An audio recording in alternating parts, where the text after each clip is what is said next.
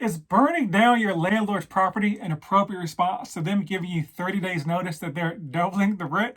What do you think? Well, I'm going to show you this viral video from TikTok, let you formulate your own opinion. Then I'll kind of break this down as far as like landlord rights, tenants rights, and a little bit of budgeting as well. So let's get into this vid. I wanted to introduce myself. Okay, nice to meet you. I'm not sure if the previous owner had told you, but we're actually going to be the ones that just purchased the house. Okay. I know you have it rented, so I wanted to see if you were interested in stay rented there. Yeah, I do. I know the house needs some repairs. We plan on fixing up the house. I just wanted to get in touch with you and set times to start repairing the house and talk a little bit about the rent today. Okay. You're currently rented for $1,100 in that house, and it's in Miami. It's a pretty low price in today's market. I wanted to see if you wanted to stay there. Yeah, I was planning on staying. I don't want to move, and I have been here for over 10 years. I would want you to stay, but we'd have to raise it a little bit. Okay, and? There's houses in that area going for $2,500. You could take the lower end of $2,200. Are you kidding me? That has to be a joke. $2,500. That's over double my current rent. I can't afford that.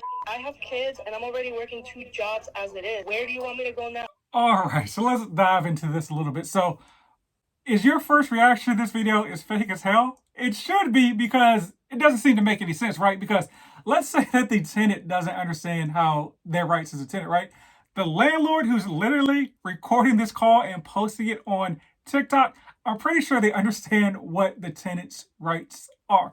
And also, there's a part 2 of this video. It becomes blatantly that the video is fake. But let's talk about the video, assuming that it's true.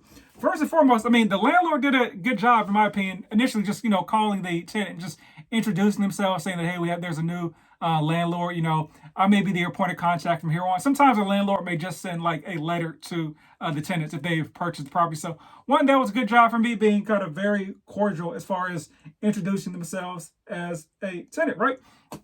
But now let's talk about the 30-day notice. So when you sign a lease, the lease goes with the property, not the landlord. And that protects the landlord and it protects the tenant. So think about this. Once again, you're paying $1,100. Somehow you're paying like half what the market rent is in Miami, even though there's been a lot of news of rents and home prices going up like 40%. I think rents went up at some point in Miami. You should be cognizant of what's going on there. So let's say this person is in like month 3 of a 12-month lease. Well, the new owner has to abide by the terms of the lease, no matter how ridiculous it is, for the next 9 months. In this scenario, sometimes the landlord may just suck it up and be like, hey, I understood that when I bought the property, and maybe I bought the property undervalued because of the undervalued leases. Or the landlord could be like, hey, they may pay the tenant to move out of the property in order to kind of expedite the process, so they can renovate the property and to do upgrades and stuff so they can get more rent on the property. But if no one agrees, if the tenant doesn't agree to that, they're just there for the next 9 months. So that's the protection as far as how it works for the tenant. Now let's talk about it from the landlord's perspective. So you're buying a property based on potentially like the rental income, and that's the value of the property based on the rents that the landlord is getting.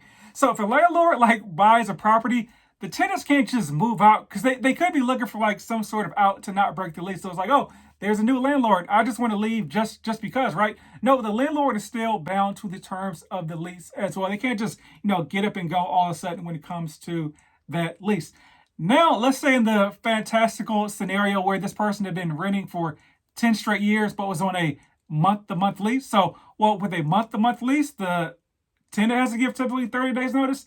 The landlord has to give 30-day notice to not renew the lease. It's either, both of them have to kind of give the thumbs up for the transaction to keep moving forward. And I'm assuming if the person's in a property for like 10 years, I think it's a safe assumption to say they probably have some sort of long-term lease. Now let's talk about you being a tenant and renting if you're planning to rent for an extended period of time.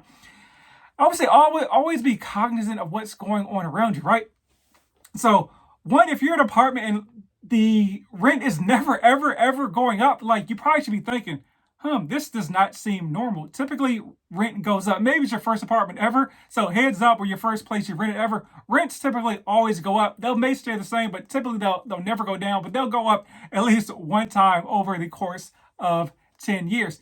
And then 2, you should be like reading the news. Like I said, I'm in Dallas, and I knew rents went up like 40% in Miami. So you should be thinking, man, I'm in this apartment. Rents have gone up everywhere. I've seen this article, rents went up 40%. why in the world isn't my rent increasing? I got a good thing here. To me, I'd just be the most polite tenant, the most quietest tenant. I'd be paying my rent at, midnight 01 on the 1st every single month. So I can just keep these good times rolling. And let's talk about it a little bit more, as far as like budgeting, right? So nothing is wrong with renting, right? So I think home ownership is for everyone. The right time may not be for everyone, but if you're renting, I would recommend putting together like some sort of budget, right? So let's say you to pursue home ownership, and so you can do that two ways in the lease. So especially if let's say you're like in year 5 of this same lease with the landlord, you can put something in your lease called like the right of first refusal. I may be getting that term correctly, but it basically means that, or incorrect. It basically means that if the landlord sells the property, like they have to give you like at least first dibs to the property. So they have to at least offer the right to buy the property to you, which makes a lot of sense typically because after 5-10 years, you should have some sort of good relationship with the owner.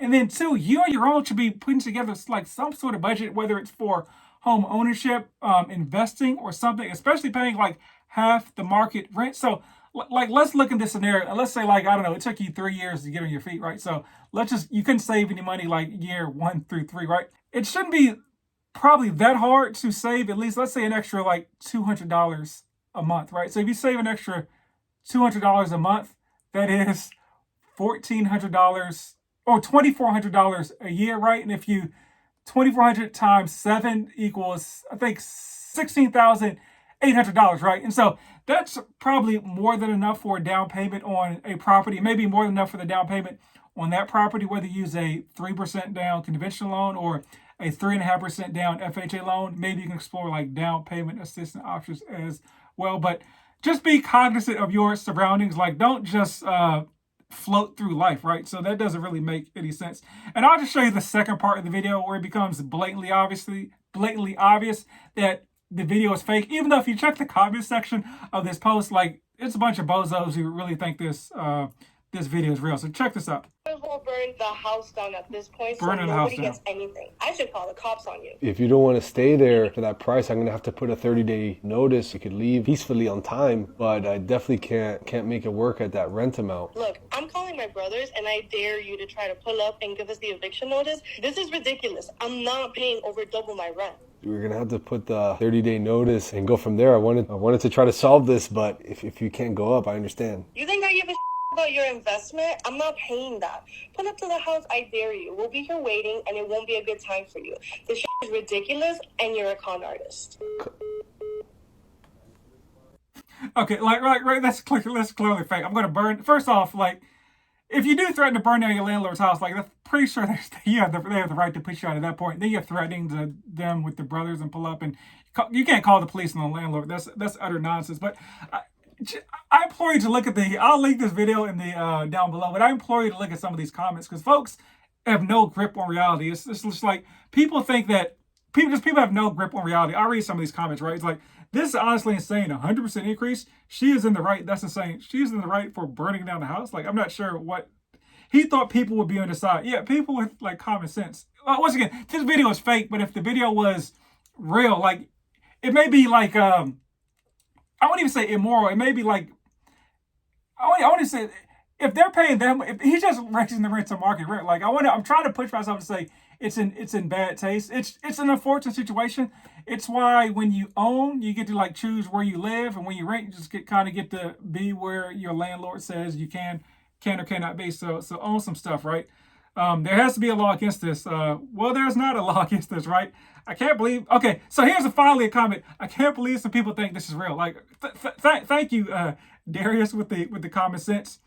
As an owner, I raised everyone's rents. My taxes went up, so the rent went up. Yeah, so that's another good point. It's like the landlord's taxes, insurance, they go up. So once again, property values always go up. So that's why rents and so forth go up. Like any tax updates, any insurance updates or increases, the landlord is passing that along to the renter. That's just how that works in any facet of business. So think about like the Apple business, right? So if it costs like a Kroger like 50 cents to get an apple from the farm to the bin where you buy the apple, right? First off, they're not selling it to you for 50 cents because they'd be out of business, right? but they're going to sell it to you for like 75 cents or whatever Apple costs, right? But now let's say that there was a, I don't know, an Apple truck fell over, or there's fuel prices went up, right? So it costs more to transport that apple. And now it takes 70 cents to get that apple from the tree to the bin where you buy it. The apple is no longer 75 cents, right? The apple is going to be 95 cents, a dollar. And honestly, what corporations do is when inflation comes, they just raise prices even more under the guise of, hey, we got inflation, so we need to make a buck. So that's how that works. But yeah, I thought this was a cool video, but it was a good lesson on understanding like tenants' rights, landlord rights, and budgeting to save for a home in the long term as well. So hopefully you learned something from this this kind of dumb video that's clearly fake. But if you guys see anything else out on these IG or TikTok streets or YouTube streets, tag me and I will give my reaction to it. All right. By land, rumor has it, they're not making any more of it.